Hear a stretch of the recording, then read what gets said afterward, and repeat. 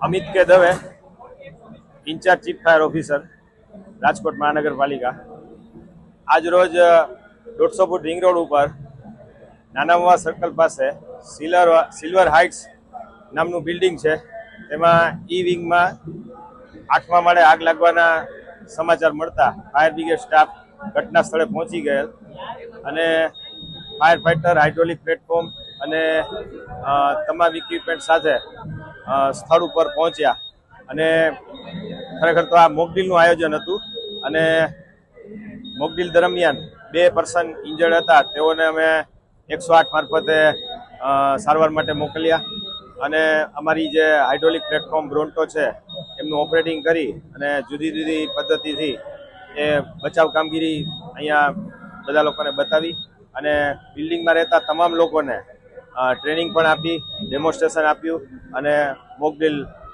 કરી છે। લોકોમાં એ થોડી જાગૃતતા આવશે કે ભાઈ આપણી બિલ્ડિંગની અંદર ક્યારેય કોઈ પણ પ્રકારની ઘટના બને, કોઈ આગ અકસ્માતનો બનાવ બને તો આ કઈ રીતના મૂવમેન્ટ કરવી, પછી બિલ્ડિંગની અંદર જે ફાયર સિસ્ટમ છે એ કઈ રીતે ઓપરેટ કરવી, ફાયર એક્સટિંગ્યુશર છે તો એ કઈ રીતે ઓપરેટ કરવા, એનું પણ અમે બધા લોકોને ટ્રેનિંગ આપી અને અમારું ડેમોન્સ્ટ્રેશન અને મોકડ્રીલ પણ અહીંયા આજે કરેલી છે। આપણી પાસે આ હાઇડ્રોલિક પ્લેટફોર્મ છે એ 81 મીટરનું છે, એટલે એ 25 માળ સુધી આપણે જઈ શકે છે। 25 માળની બિલ્ડિંગ હોય તો ત્યાં આપણે કોઈ પણ ફસાયા હોય અથવા કોઈને ઉતારવા હોય તો આ હાઇડ્રોલિક પ્લેટફોર્મનો ઉપયોગ કરી શકીએ। હાઈરાઇઝ બિલ્ડિંગની મોકડ્રીલ આ પ્રથમ કરેલી છે આપણે, બાકી મોકડ્રીલ ને ડેમોન્સ્ટ્રેશન ને કરતા જ હોઈએ છીએ, પણ હાઈરાઇઝની આ પહેલી મોકડ્રીલ છે। એપ્રોક્સ આ મોકડ્રીલ અમારે લગભગ અડધી કલાક જેવું થયું। નમસ્કાર, હું doctor DK Vadodariya silver height જે ફ્લેટ્સ છે એનો ફ્લેટ ઓનર છું અને આજે અમારી આ સોસાયટી છે સિલ્વર હાઇટ જે નાનામાવા સર્કલ ઉપર આવેલી છે, જે 22 મલ્ટી ફ્લોર બિલ્ડિંગ છે, ત્યાં રાજકોટ મ્યુનિસિપલ કોર્પોરેશન દ્વારા અને સોસાયટી દ્વારા એક ફાયર માટેનો ડેમો રાખવામાં આવ્યો હતો, જેમાં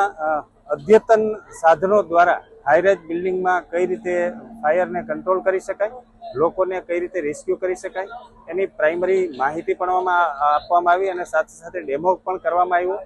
એટલે હાઈ રાઇઝ જે હાઈ ફ્લોર ઉપરથી લોકોને રેસ્ક્યુ કઈ રીતે કરી શકાય એ પણ ડેમો બધાએ જોયો।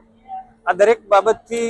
સોસાયટીના દરેક લોકોને એક ટ્રેનિંગ પણ આપવામાં આવી અને દરેક બાબતો બતાવવામાં પણ આવી। આ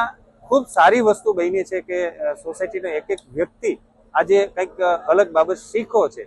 જ્યારે ઇમરજન્સી કેસમાં અને ન કરે નારાયણ અને સોસાયટીમાં ક્યારેક આવી નાની મોટી ઘટના થાય તો શાંત ચિત્તે પહેલાં તો કઈ રીતે ફાયર ફાઇટરને ફોન કરવો, પ્રોપર એડ્રેસ કઈ રીતે આપવું અને ધારો કે કોઈ આવી ઘટના બની છે અને કોઈ વ્યક્તિ ઇન્જર્ડ થયો છે તેને રેસ્ક્યુ કઈ રીતે કરી શકાય એ પણ આજે ખૂબ જાણવા મળ્યું છે। આ ડેમો દ્વારા જુદી જુદી બધી બાબતો બતાવવામાં આવી છે અને લેટેસ્ટમાં લેટેસ્ટ જે સાધન છે, જે હાઈરાઇઝ બિલ્ડિંગમાં જેને કંટ્રોલ કરી છે, આગને કંટ્રોલ કરી શકાય એવા સાધનો દ્વારા ડેમો પણ જોવામાં આવ્યો, એ ખરેખર સારી બાબત છે। વિશેષ સોસાયટીના લોકોને એ અવેરનેસ આવી છે કે આવી ઘટના જ્યારે જ્યારે આગની બને ત્યારે રિયલ શું પ્રિકોશન લેવા જોઈએ અને કઈ રીતે કામ થાય છે, જેથી કરીને આવી કન્ડિશનમાં કોઈ વ્યક્તિ એમને બીક ન લાગે અથવા તો ગભરાઈ ન જાય અને પોતાના આત્મવિશ્વાસ સાથે અથવા તો એનો કોન્ફિડન્સ વધે એ માટે ડેમોનું કાર્ય રાજકોટ મ્યુનિસિપલ કોર્પોરેશન દ્વારા સરસ કરવામાં આવ્યું છે। એના માટે સોસાયટી વતી અમે રાજકોટ મ્યુનિસિપલ કોર્પોરેશન અને સોસાયટીના હોદ્દેદારોનો આભાર માનીએ।